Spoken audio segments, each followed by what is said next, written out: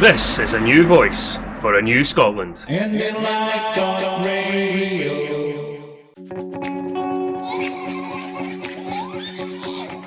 Indie Prime is Indie Prime on Indie Live Radio. Indie Prime is Indie Prime on Indie Live Radio. Right, the latest Indie Prime podcast comes from outside the BBC Scotland at Pacific Quay, where there's a peaceful demonstration of complaints about the bias of BBC, and with me I've got one of the organisers, Dave McGuinness. Very good day to you, David. Hi, Shane, nice to meet you. Right, nice to meet you. Right, could you give me, first of all, why have you started this event for today? This is probably event number 7. They've not been the biggest or the most successful events. Most of their success is online with Twitter Storm and so on.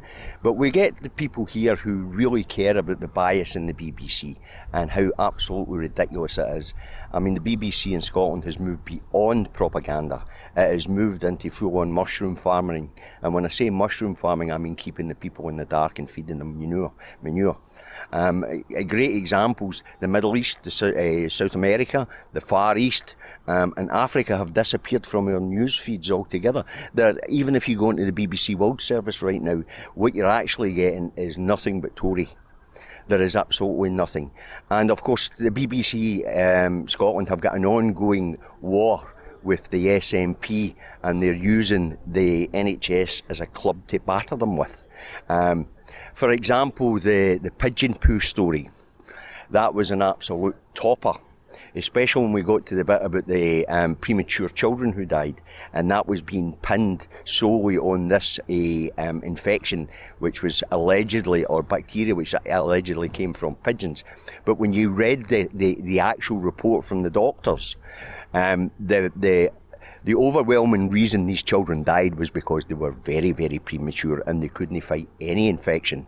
So it didn't matter what type of infection these children picked up, they would have died anyway, but they used it as a club to beat them. The other thing they're doing is they are draining the public purse of funds, because every time they spark a Fox outrage at a situation, there's then cries and demands for a public inquiry. And these run into millions and millions of pounds, and that's millions of pounds which are being denied the public services. Simple as that. That's millions of pounds that are being taken out of the NHS in order to pay for these inquiries. So that means frontline services are actually being directly affected by that organisation behind us. They know exactly what they're doing. Another great example would be between 2007 and 2011, when the SNP first came to power. This mob here had actually only put in 27 requests for freedom of information. Since the SNP came to power, they're averaging 27 a month.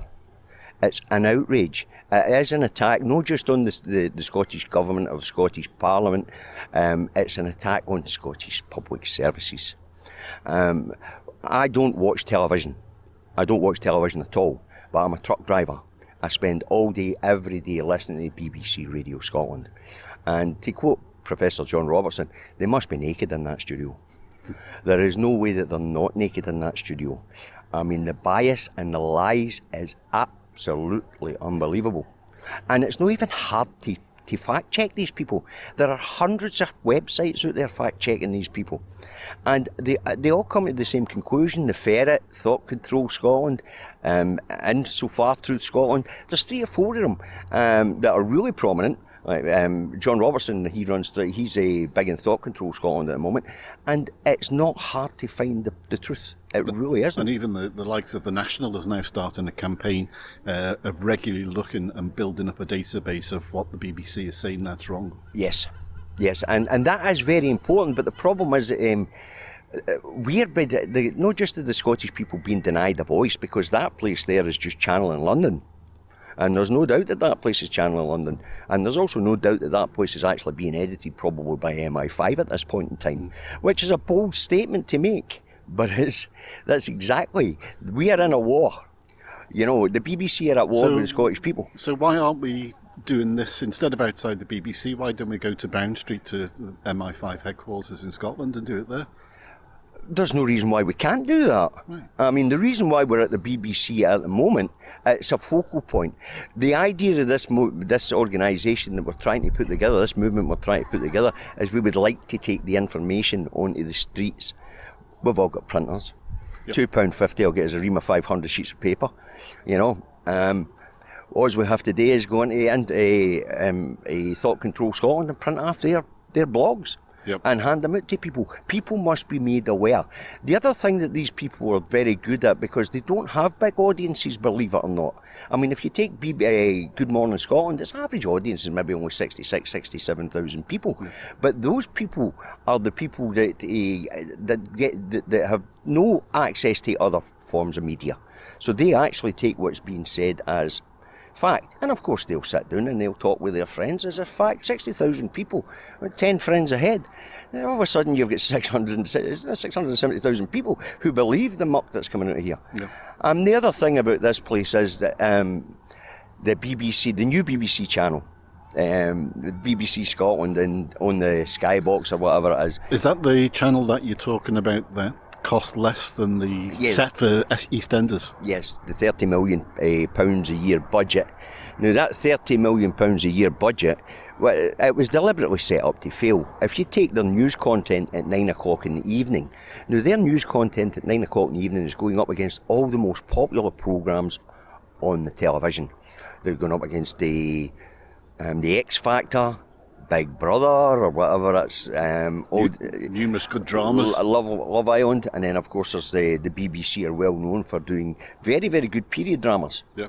And that's what BBC Scotland is going up against, the new BBC channel. It was set up to fail. It's a time also when young families are putting their youngsters to bed. Yes, it was set up to fail. It was a deliberate act. It was sabotaged. And Elder McKinnon can actually take the blame for that. Now we've all seen them saying, no, we're not going to cut it. We're not going to get rid of it. It's not about the numbers. Watching it, that's rubbish. Yeah. All television is about numbers. What about not holding unionist people at the interview to account? You know, whether Tory, Lib Dem, Labour. They don't put them under the same scrutiny. No, they don't, and especially the Conservative Party. The Conservative Party is absolutely outrageous. They play pat ball with them. You know, it's a patty cake, baker's man. They don't ask any silly questions. But yeah, you have a good point there, because I mean, at the moment they have got a programme of trying to delegitimise the mandate that the Scottish Parliament and the Scottish Government already have to hold a second independence referendum.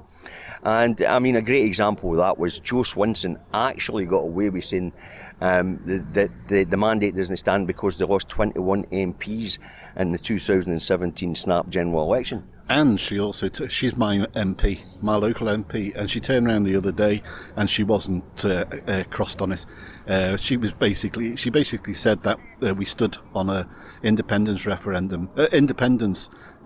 for the 2017 election. I was out with John Nicholson campaigning. We were complaining that we were not using the right message, because we were saying, no, we're talking in this election about powers that have devolved to Westminster.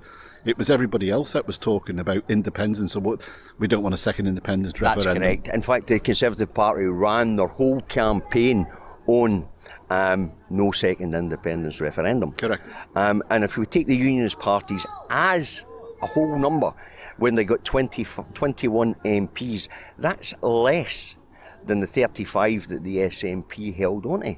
Yep. So for Joe Swinson to actually have the brass neck to say that your mandate doesn't stand because you lost 21 but you still have a majority, it's ridiculous. But this mob behind us at the BBC, they allowed it, they didn't question it. In fact, as far as I know, the only ones who put her to the sword on the matter was LBC. Yeah. Well, believe it or not, that's what I listen to most of the time is LBC, for the simple reason, something about, months and months and months ago, I read an article, and it was a blog, and it was saying, well, if you don't want to be frustrated by the BBC, simply don't listen to it, don't watch it. And do you know what? I took that on board. I don't watch Report in Scotland. I don't watch any of the political programmes on BBC produced either a Sunday or whatever. I definitely don't listen to Radio Scotland. And do you know what? life is so much more easier. Well, I listen to Reporting Scotland because I'm a truck driver. I travel Scotland wide. If I'm listening to a local radio station, I'll get local traffic. Local traffic's no good to me. Yeah. I need to have Scotland-wide traffic bulletins. And to be fair to the BBC, they do not a bad traffic bulletin. But I also listen to them intently because of the bias and the propaganda. Yeah. I have to be able to, when I'm out on the doorstep speaking to people, I have to be able to refer to it. Yeah. It's imperative that we are able to refer to it. David, this event is just about to start, so what I'd like to do is carry on with this conversation afterwards. No problem. And that'd be great. So I'll let you get on with your work just now.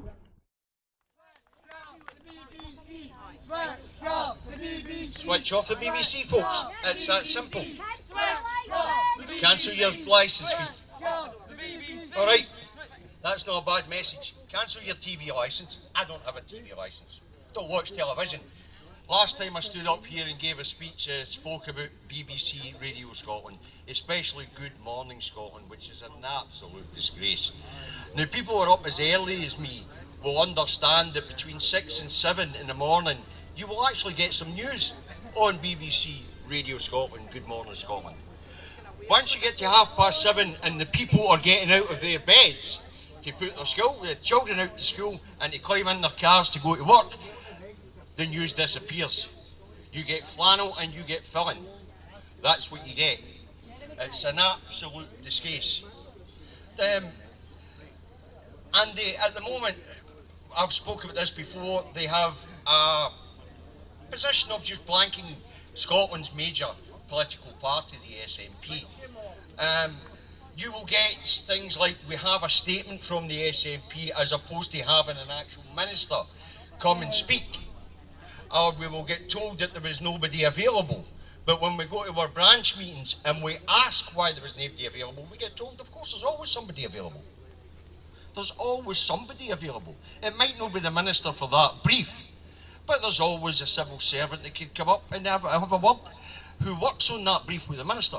Or there's researchers for these ministers that could have a word. Or there are other members of the political party who could fill that brief briefly. The omission, propaganda by omission for the BBC is phenomenal. I wrote a wee thing a couple of weeks ago where I said, has the rest of the world disappeared? Where did South America go? Has it flitted to Mars? Where did the Far East go? Has it moved to the moon? Where is the Middle East gone? I mean, we know about the atrocities in Yemen.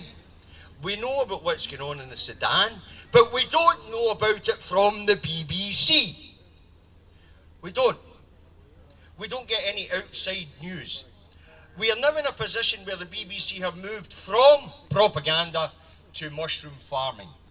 Mushroom farming being a term that's out there for keeping the people in dark and feeding them manure. And that's exactly what we're getting. They as well no broadcasting at all. They can just stick up pictures of fluffy kittens. Because that's what they give us. Fluffy, bloody kittens. And then, of course, when it comes to Scottish affairs, I've said this before, I mean, they are really trying their very best to reintroduce the cringe. They would have us believe that every single institution in Scotland is a failure. Every single one. NHS, education, policing, transport, infrastructure, everything. These people would have us believe that everything in Scotland is substandard. Whereas, of course, in fact, we know that when we go and check the rubbish that comes out of this place, we discover that they are selectively picking areas where there is a shortfall. They're not telling us about how wonderful the rest of the services are functioning.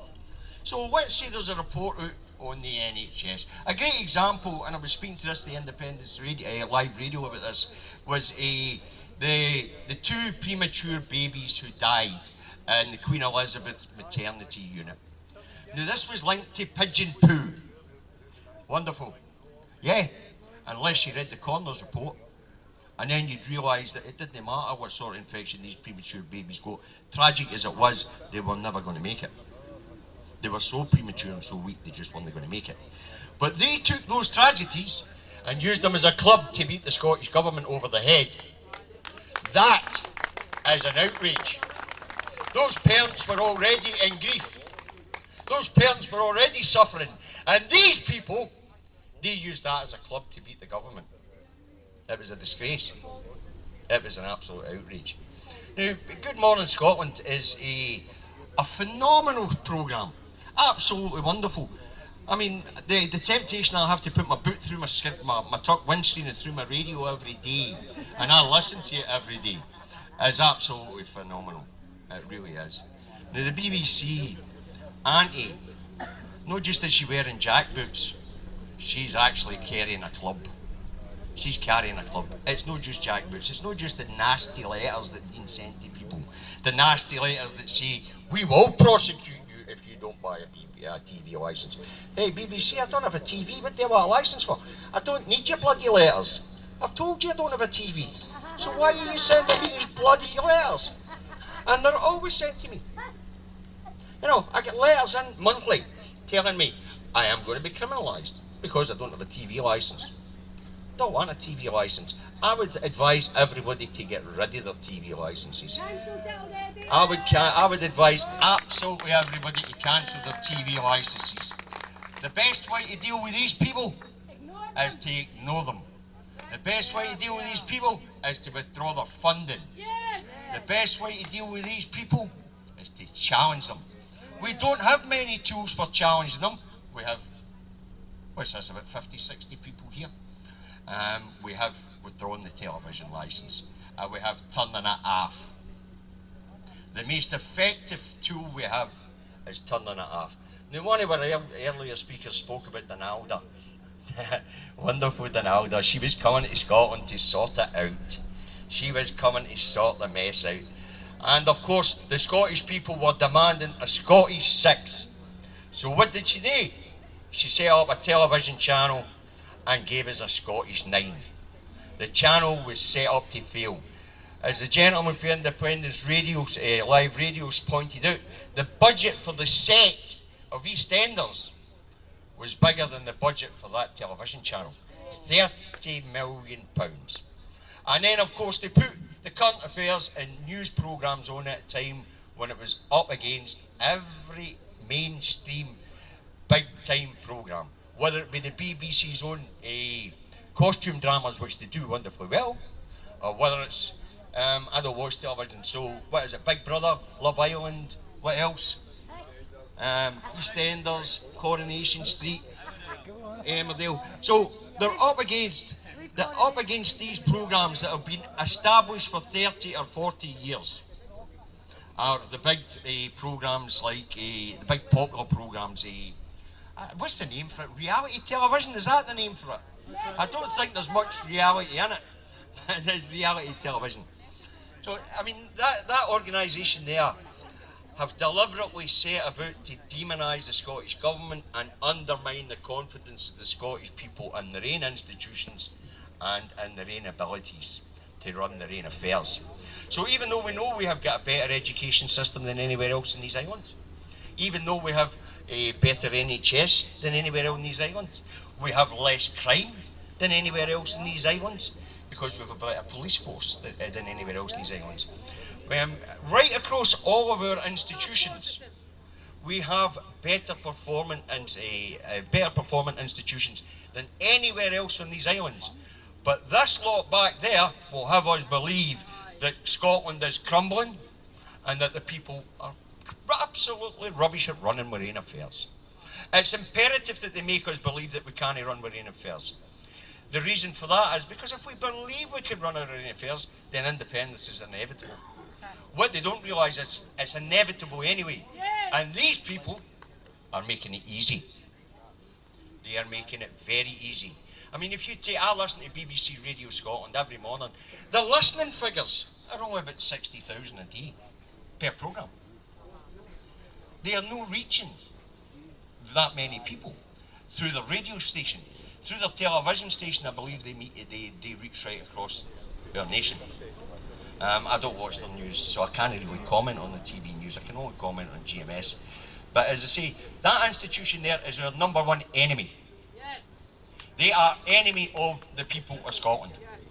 It is their business to reintroduce the cringe. There'll be a lot of people here know what I mean about the cringe. After 1979, it actually affected the health of the people. They knocked the confidence out of the people in 1979, and that was rapidly followed by Thatcher and deindustrialisation, and that really ripped the heart out of the place. The Scottish Parliament has given the heart back to the people. It has given the confidence back to the people. It has improved enormously every one of our lives, whether it be free prescription, Tam's daughters free higher education. No doubt you've all used NHS services. My disability aids, got them for free here. Young David's disability problems. They have improved all of our lives immensely. Even if it's just taking away the toll costs to get from Fife across the water into Edinburgh, saving people 400 quid a year. That improved the people of Fife's lives immensely. It also put more money into Fife economy, because they had 400 quid a year more to spend. And that money, poor people spend their money. Poor people don't hoard it. I mean, that's a good example as well. Oi, BBC, what happened to the Panama Papers and the Paradise Papers? Huh?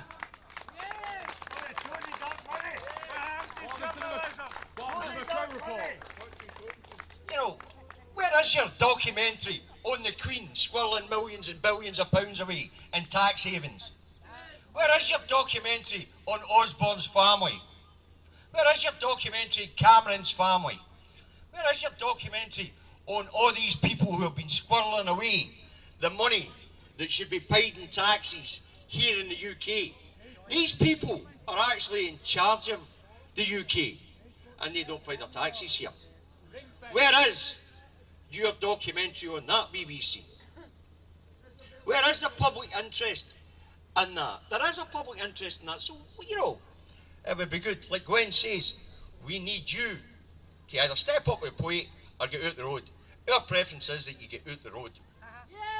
Our preference would be to get rid of you. As to Westminster, and of course the refusal to devolve broadcasting, well, that's quite deliberate.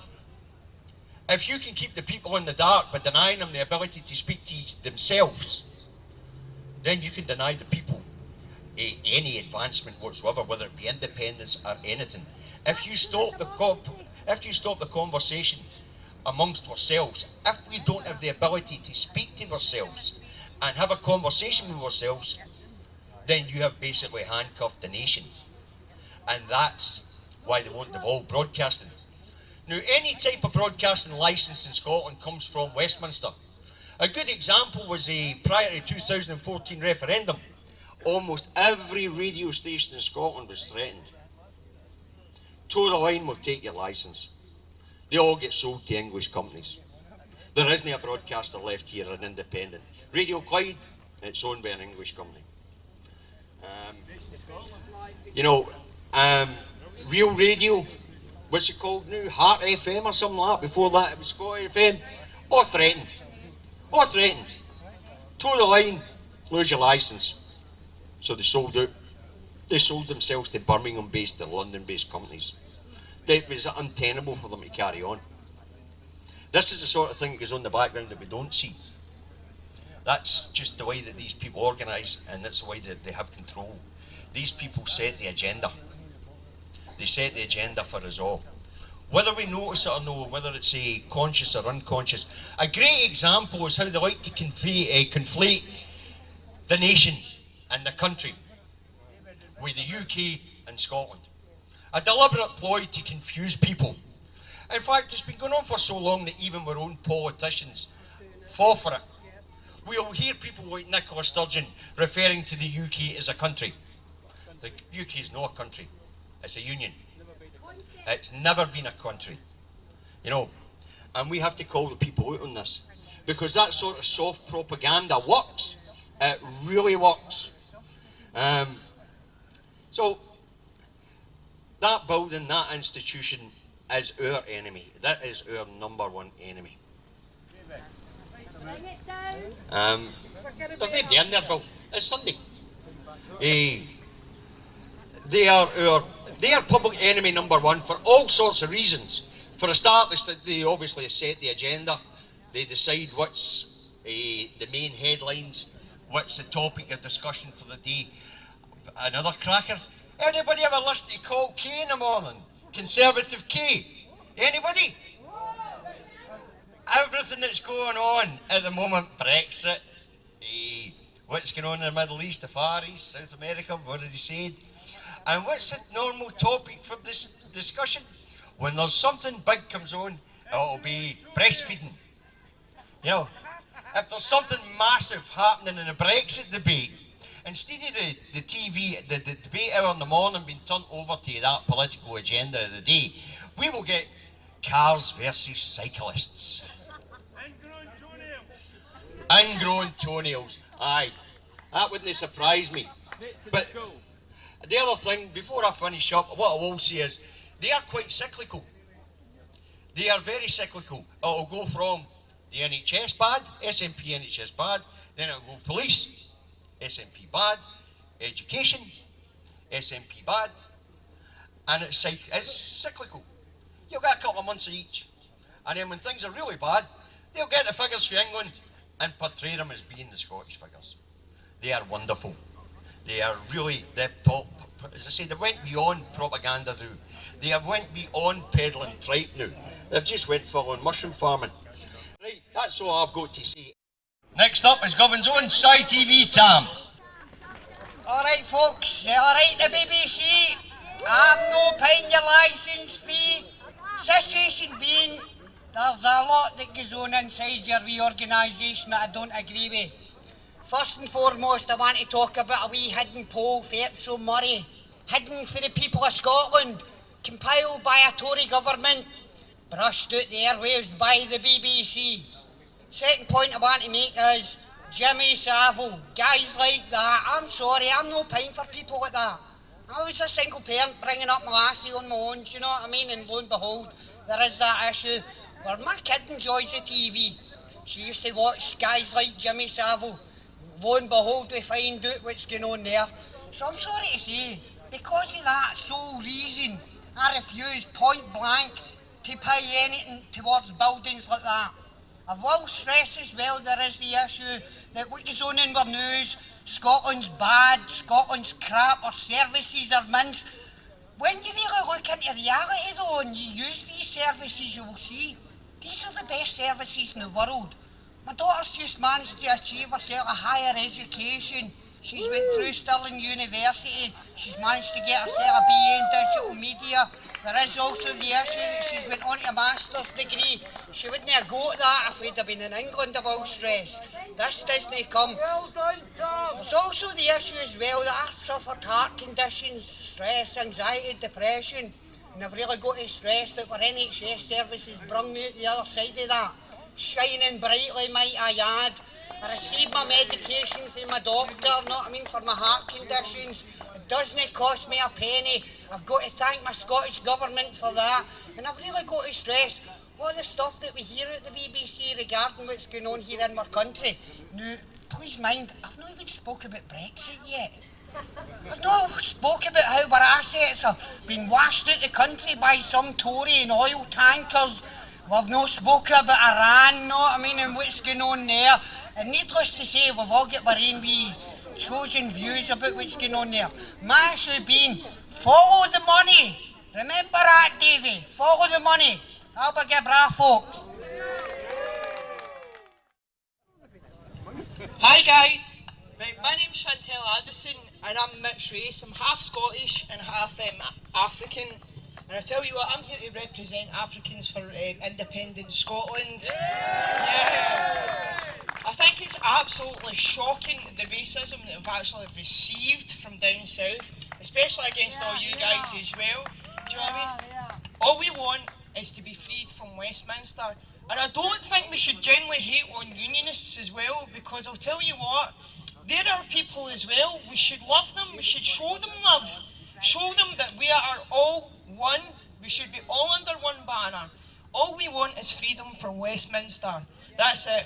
We have the right to choose who we want in charge or make our own decisions. Yeah? I just wanted to come up and say I'm here to represent Africans for Independent Scotland. Soar Alba.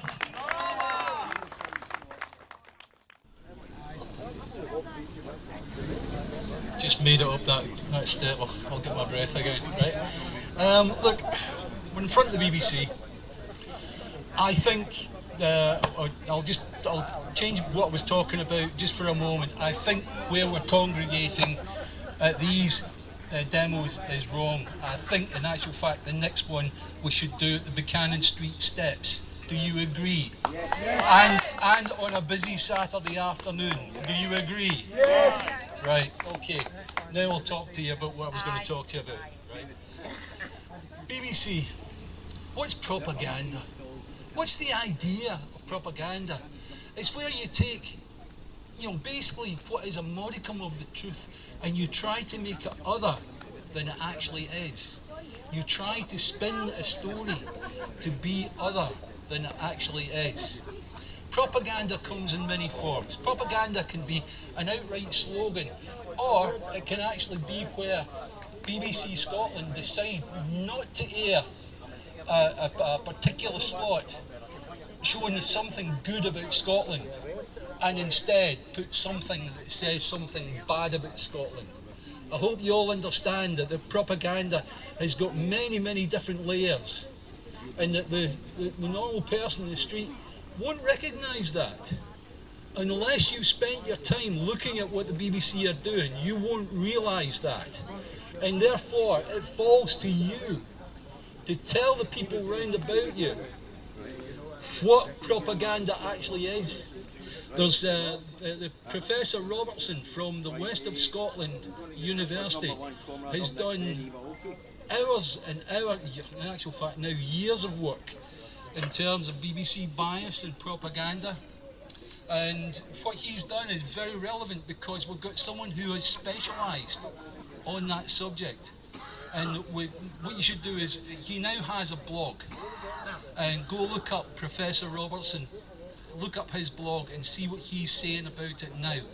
At one time he used to put out a little video, if you remember, talking about what had gone on, and then it went on to, he was putting out group posts, and now he's doing his own particular blog. So I do recommend, look up Professor Robertson from the West of Scotland University. That's really all I want to say. It's important that we tell our friends, it's important we tell our workmates what this crowd are doing. Because, as David has said, this is our enemy. Not these individual people that work in the place, they're just trying to hold down a job.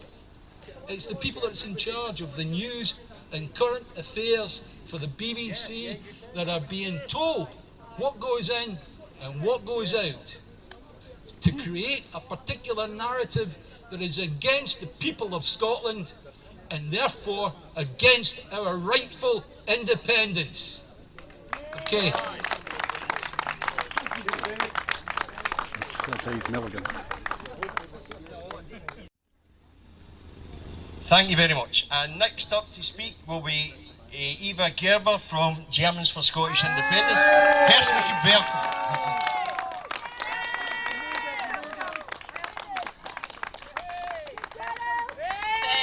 Thank you so much. Thank you for having me here. I enjoy every day and every moment with you guys. Everyone is so nice, and I'm very well welcomed by everyone, I'm thinking. So, Independent Scotland, from Germany to Scotland by bike. Me as a German, I want to live here in Scotland like in any other European country. And when I tried to ask, they told me, no, you have to ask Westminster because of the Brexit. And since I've followed this independent movement from the first beginning from Germany, I always recognized that it was not the people from Scotland who were betrayed by the media, who told them, oh, it's not as many people want you to be independent, For me as a German, I knew that there was something in the background going on, that people had been misled, misinformed, and scared, so they would not vote for Scottish independence. And now in our time that England wants to leave by Brexit, my impression is I don't want to lose another European country. We don't want to lose another European country out of our family with our values, and I hope that Wales and Ireland will do the same actually. So it's up to England to stay outside of Europe. It's their business right now. Their choice, they can stay there, but we as European family, I want us to stick together and help each other by staying strong and keeping up the trade between Germany and Scotland as well, and make it even larger, so Scotland has the possibility to finance its independence, what's very important. And I see right now in Europe Parliament that the leading person will be German person who really likes Nicola Sturgeon's work for the independence, and I really truly believe that once we are done with independence, we are there, Scotland has a bright future. Bright future without the Union, bright future without Westminster, strong enough, educated enough, big enough. And we are here for you guys as European family, and like I said, I see even in the European Parliament, you become more respect, more love, more well treated than ever in the UK.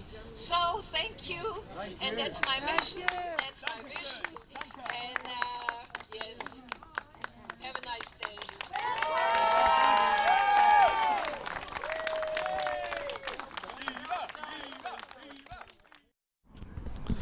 Right, next on the Indie Pram podcast, I'm speaking to Eva Berger, who has ridden 1,000 kilometres? 600. 600 kilometres from Yes. whereabouts in Germany? Würzburg. Würzburg. To Amsterdam, over Mainz, Frankfurt, up on Koblenz, Düsseldorf, Duisburg, Cologne, and then to Arnhem in Netherlands, and Barneveld in Netherlands to Amsterdam. Great. Right, could you tell me what inspired you to do this? Different things. I'm online social media marketing manager, and I watch other people doing challenges. That means they have on their own promise to do a certain thing for be seen with an information or message or mission. And they do this by making it kind of difficult. We know, for example, the bucket challenge was years ago, things like that.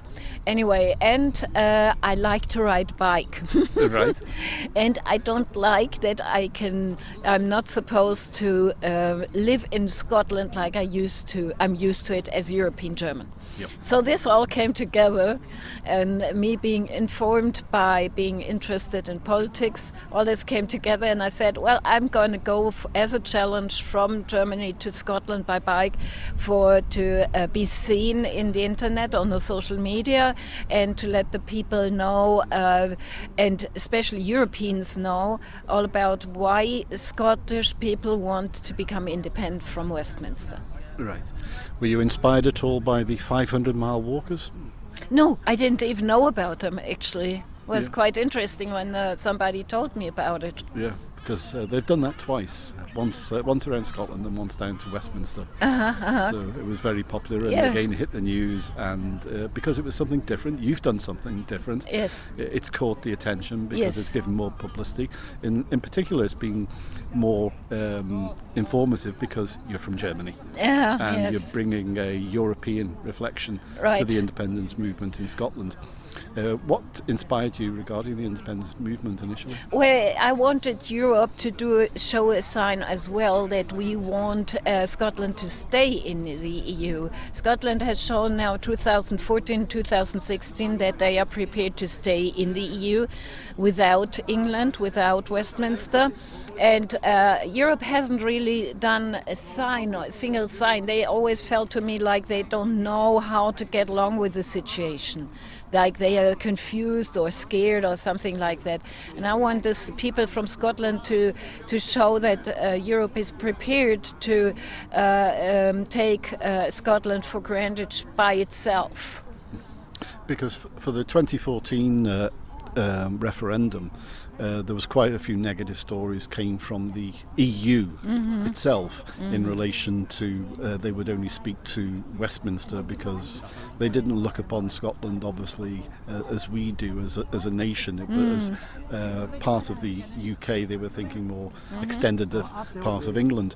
That situation has now certainly changed since 2016. What more would you like to see the EU do?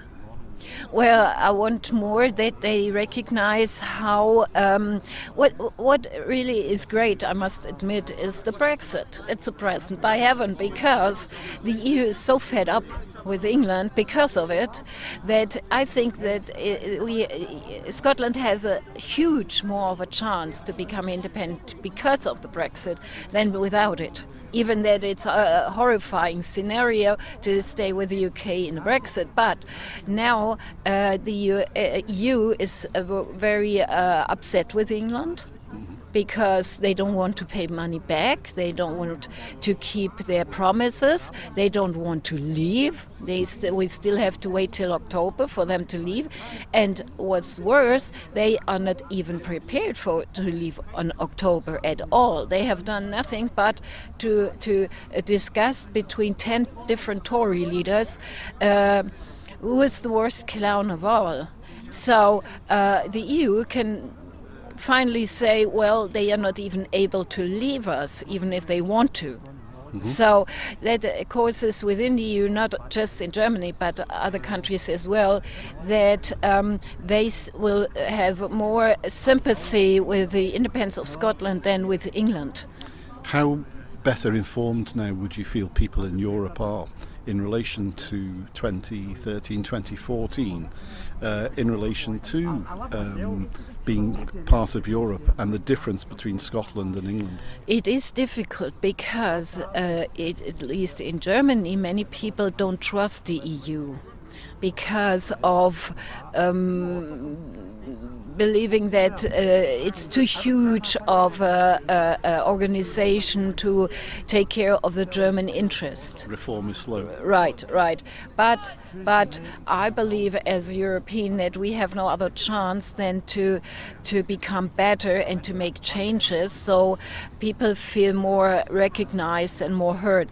For example, I like to tell this to people in Scotland who believe that they have to give up power if they join the EU, that, for example, Germany wanted now that our freeways will be paid by the people using them, but they didn't get this through for the second or third time Germany tries that because of the power of the other countries. So I see that Scotland still has a better chance in the EU than it has right now with Westminster to be recognized. What's your opinion in the way that the new commission, you have a German von der Leyen, who is now taking over an important position in the future commission and council? What direction do you feel it's going to take? Difficult to say, because she is in Germany well known for Tory values, very much. But it's interesting because she says she favorizes Nicola Sturgeon. That was a positive. Yeah, so it's difficult to say if you talk about the country or if you talked about her work at the EU. We have to wait and see how things develop, I think, and keep on demonstrating for the Scottish independence, because it's important that even if it's 7 of 10 Scots that want the independence so far, we haven't got the minority in a parliament, really. There's still a lot of arguing here in Holyrood. And we also have the problem that Westminster puts another government on top of Holyrood, what many Germans don't recognize even in the EU Parliament, which I think is important to communicate over and over again, because the BBC won't do it. No. So what's your plans next? I will stay on the Isle of Bute and support myself as an online social media marketing manager. Actually, I want to use this situation now to offer my work and my freelancer work, because I'm a digital nomad. Yeah. And Go ahead. yes, people can get connected to me and ask me for jobs. And what else? What's your contact details? My contact is my Facebook site and the independent site on Facebook and on Twitter. You find me there. And what else? Yeah, I will stay the rest of the year, because I think it's still important to keep on the power and raise more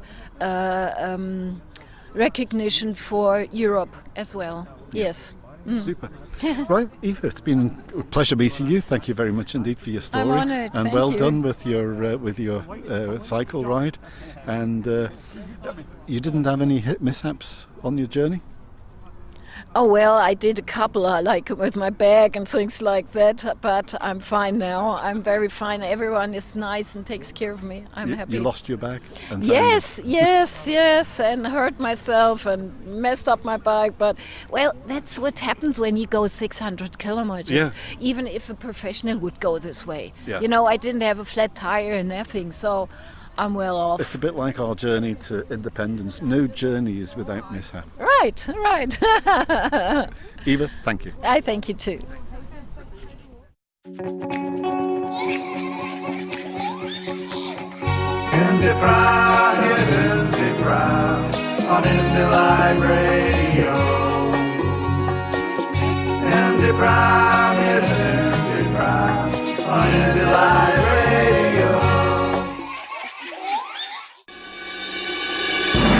This is a new voice for a new Scotland. Indie Live Radio.